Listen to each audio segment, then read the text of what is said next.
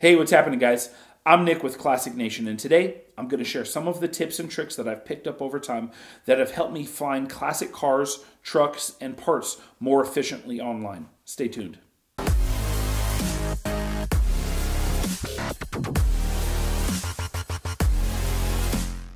There's three places that I always go to when I'm looking for that next car, truck, project, part, whatever it is.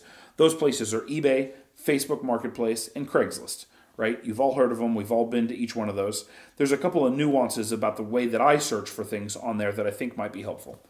So let's talk about eBay first, right? eBay's great. One of the things about eBay is it's a giant marketplace. A lot of people know about it. There's a lot of great inventory and hard to find parts. The difficulty is that there's so many parts on there that it becomes hard to sift out the stuff that you're actually interested in. So one of the things that I always do when I'm looking for a part, for this case, let's do 65 Impala 409, right? Pretty rare combination. It's likely going to come up with some searches, some results that's, maybe cars if they have listed, but certainly parts. Anything tagged 409 Impala is going to be on there. So let's just see what comes up. You're faced with quite a few options here. What I always do, because I'm typically always looking for something either new or reproduction, or used, and I've already made the determination of what I'm after. But I always like to grab that little condition toggle and either select new or used or not specified. That'll immediately trim out a lot of the stuff that's irrelevant. For instance, there's some things that I'm not willing to buy a reproduction part. I don't want the new part. And in fact, when sellers list items, they often say it fits something and it really doesn't. So I always try to sift that out by looking for used parts. That's the first tip that I have. The second thing is in your search query, right where you've typed 65 Impala 409. I typically always do minus fits. Do the minus sign and then fits. What that does is that removes any of those search results that don't actually match the query, but that the seller has deemed that it fits your car. You guys have probably noticed that a ton if you're searching for parts for your classic car, where something will come up in the search result, alternator or something random, and it's quite obvious to you that part doesn't fit your car. That is not relevant at all. Somebody just selected that checkbox and said, oh yeah, that fits these makes and models, when it really doesn't. So adding that minus fits is going to make sure that it's going to only match items that are in the title and description, and it isn't going to match if somebody has said this fits that car. So that's a good tip and trick.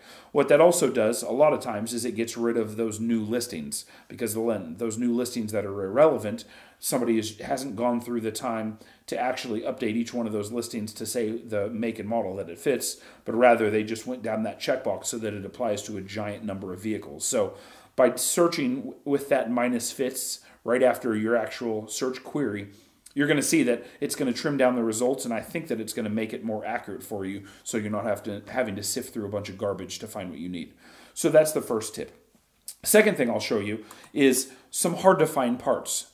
There's a lot of random parts that don't come up all that often that I always want to know if somebody has one available. When you go to do your search up in that search box, you're going to see the giant list of all of the search results that come down.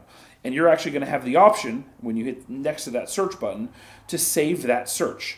And what that's going to do is it's going to let you, there's that little heart right there, and the save the search button, it's right next to the search results. And clicking on that is going to let you know immediately when somebody lists something that matches that search query, and it allows eBay to automatically email you and let you know if that something has been listed that matches your search criteria. Super helpful. You can even turn off alerts and keep the save search so that it doesn't bombard your email, and you can go into your eBay and check it out. But really efficient and effective way to make sure that that hard to find part doesn't slip through your hands. So that's eBay. Let's move over to Facebook Marketplace.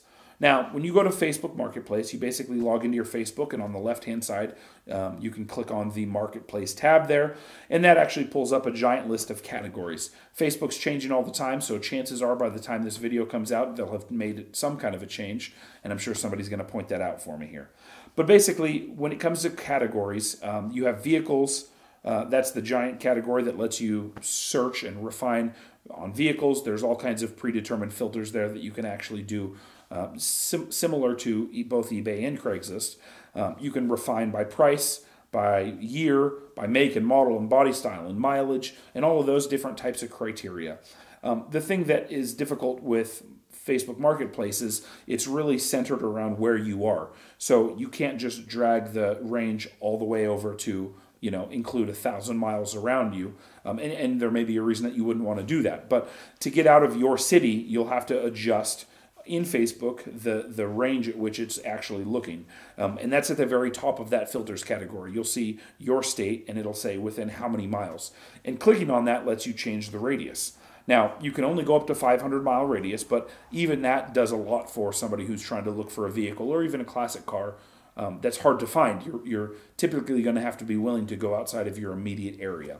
And so one of the things I do is I maximize that, put it at 500 miles, and then I'll actually do a search and then change my location to another city that's outside of 500 miles.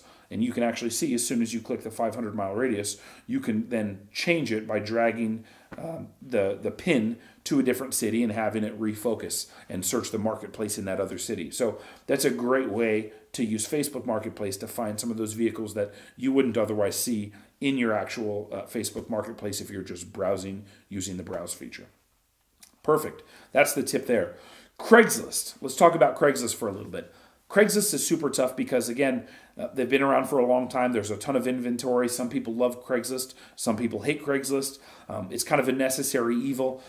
Also recently, because Craigslist, not too recently, but somewhat recently, Craigslist started charging $5 per vehicle listing, which was deterred quite a few people in the classic car world from listing in that category. So there's some nuances there. One of the things that I found, certainly in my area, for project cars, people who are selling project cars seem to not want to pay the $5 to list it in that proper category. So if you're looking for a project car, I suggest taking a look at the auto parts section, doing a search, kind of combing through using some broad criteria, Impala, Mustang, Mopar, GTO, Le Mans, whatever you're looking for, put that vehicle in the title of the auto parts search in the auto category and see if any project vehicles come up. I suspect for anybody in the big DMAs, any of the big markets and major metros, you're going to find that some folks have listed classic car projects, complete rolling projects, running projects sometimes. They've listed them in that auto parts category as a way to circumvent that $5 insertion fee from a listing standpoint. So check that out. The second thing from a Craigslist standpoint that you'll want to check out is actually not even going to Craigslist. There's been a ton of times where I'm looking for a certain car or a type of a project, and there just doesn't seem to be anything in my area. And so what I found is there's a handful of sites that do this. SearchCraigslist.org is one of them, but basically it aggregates searches from major metros on Craigslist rather, and pulls them all into one search, which would be really hard to do manually, right? You would have to just change the location manually. But if you go to searchcraigslist.org, you're faced with a page that's super simple. Let's go ahead and type in 1967 Mustang Fastback. Trying to be like Evan, be in the market for a 67 Mustang Fastback. And you'll see when you type in 67 Mustang Fastback from that page that you're going to get the top section of ads. We're going to scroll past that. You're going to see a giant list of Craigslist results across all categories, but across all Craigslist sites. Now, each one of these are different sites, right? Each city has its own Craigslist site, but this aggregated all of those. So you can actually be a little bit more refined with your search. If you're looking for a specific part, try it on a site like this that aggregates products and results from multiple Craigslists. I've even had really good luck on auto parts that are hard to find doing it this way, reaching out to somebody and saying, hey, I'll actually pay for shipping to get that from San Antonio to here or from New York to here. Now, the other thing about Craigslist that's great is you can actually save the search, just like you can do with eBay and just like you can do with Facebook Marketplace. Now, right on the right-hand side, next to the search box, you can see that nice little text that says Save Search. Allows you to save that search that you've just searched, edit, manage the notifications there.